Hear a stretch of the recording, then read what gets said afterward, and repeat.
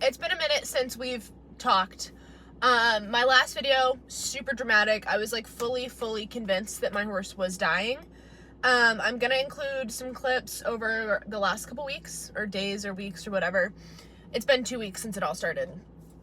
Last week, I scheduled a vet appointment because he looked terrible.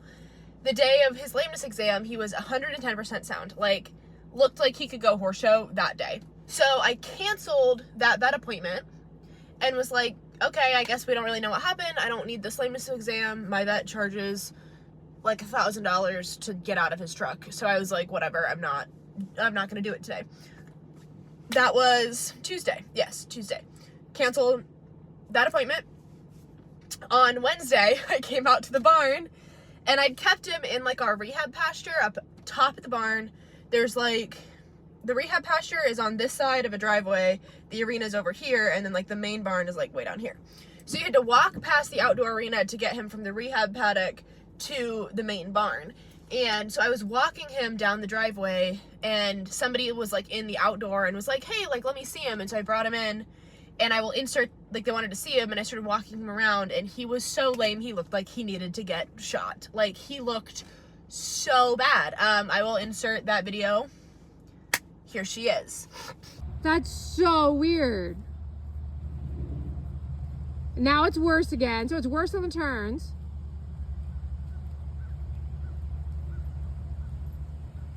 Turn him sharper, like turn him towards me. Okay, so that was Wednesday. Like Wednesday evening, couldn't call a vet at that point. 4th of July was the next day. Like the clinic's closed that whole weekend until Monday, unless it's like an emergency.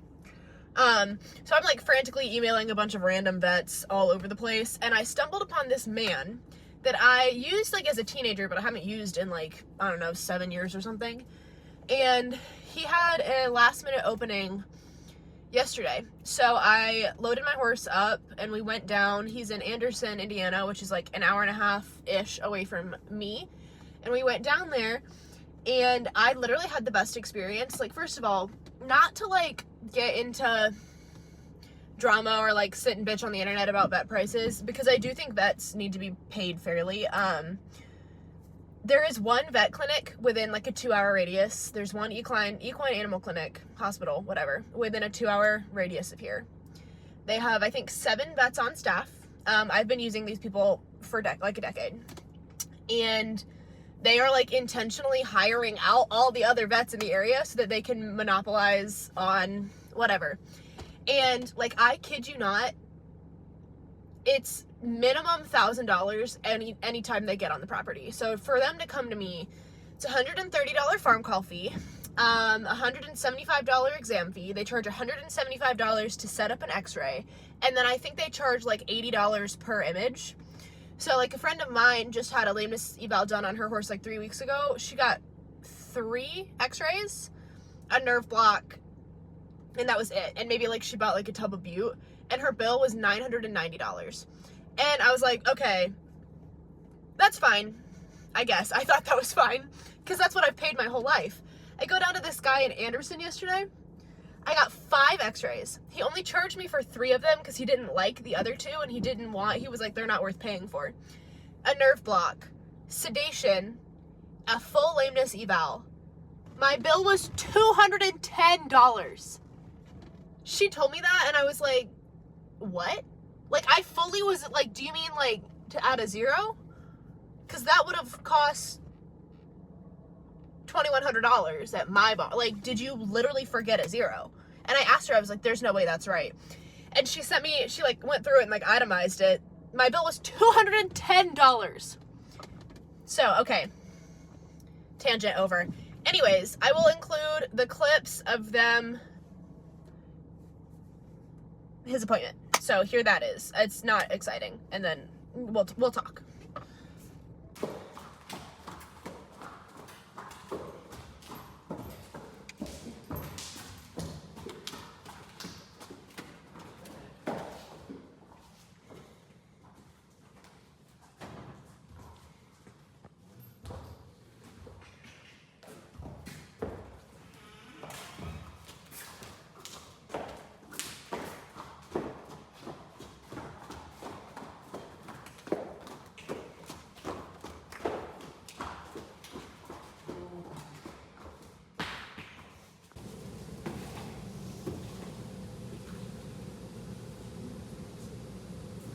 No, he's so drunk. He's drunk. Look at him.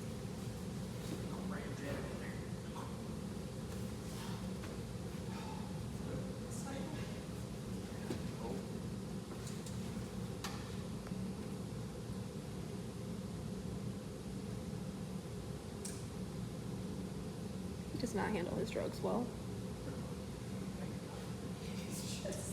He's literally gonna fall over. Annie banani. Oh ho ho.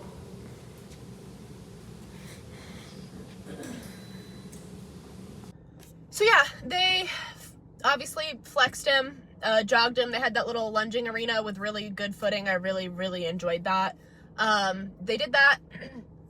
He looked pretty good. Actually, like he was like stretching down, and at one point the vet looked at me and was like, what do you mean? Like, why are you here? And so I showed him all the videos that I'd posted like on this channel that you guys have seen.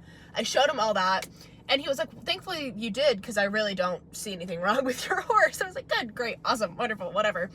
So we went through the videos, we scrolled through my phone, we looked at the videos. He took videos of my horse moving. We looked through his videos, we looked through my videos.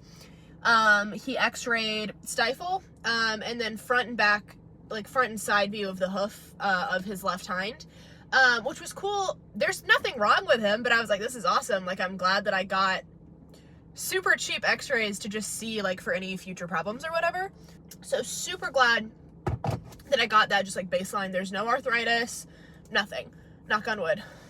That's not wood, but whatever. Like, super thrilled about that. He did have swelling in his fetlock, a little bit, which like we knew. And then he had really soft, really sensitive hooves, so he didn't react like in any way, shape, or form to any of like the flexions or anything. It didn't make a difference. But when they put hoof testers on him, he literally almost murdered the poor vet. Like 2 legs cow kicked backwards. So we're like, okay, clearly his feet feel very bad.